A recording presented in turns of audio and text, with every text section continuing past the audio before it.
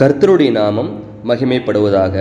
இன்றைக்கும் ஆதியிலே ஒரு ஆனந்த கீதம் என்ற தலைப்பின் கீழே ஆதியாகம புஸ்தகத்தை எப்படியெல்லாம் சங்கீத புஸ்தகம் வெளிப்படுத்துகிறதுன்னு சொல்லி நம்ம இன்றைக்கி பார்க்க போகிறோம்.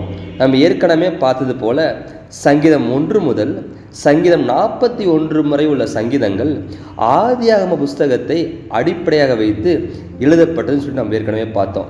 அது எப்படி அடிப்படையாக வைத்து எழுதப்பட்டதுன்னு சொல்லி நம்ம இன்றைக்கி பார்க்க போகிறோம்.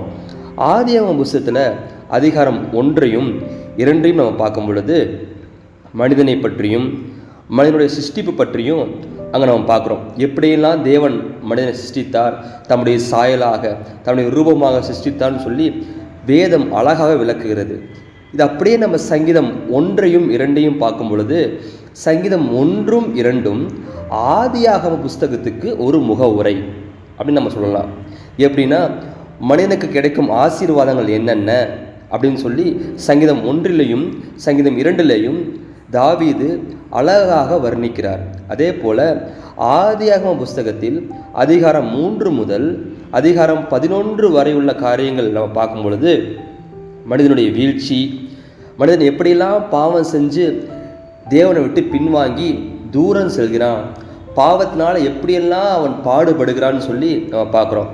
அதே போல் அது கொத்தால் போல் சங்கீதம் 2லிருந்து சங்கீதம் 15 வரை உள்ள சங்கீதங்கள் மனிதன் பாவத்தை குறித்தும் மனிதன் வீழ்ச்சியை குறித்தும் கொடுக்கப்பட்டிருக்கு.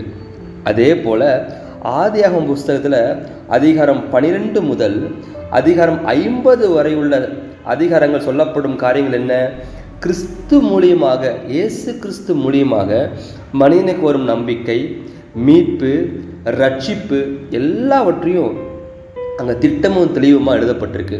இது அப்படியே நம்ம சங்கீதம் 16 முதல் 41 சங்கீதம் வரை நம்ம பார்த்தோம்னா இயேசு மீட்பராக வருவார், இயேசு நம்மை ரட்சிப்பார், கிறிஸ்து நம்மை மீட்டெடுப்பார் என்ற காரியங்கள் தாவீது தெள்ள தெளிவாக அழகாக வர்ணிக்கிறார்.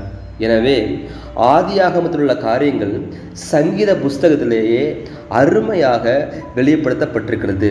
கர்த்தருடைய நாமம் மகிமைப்படுவதாக. ஆமேன்.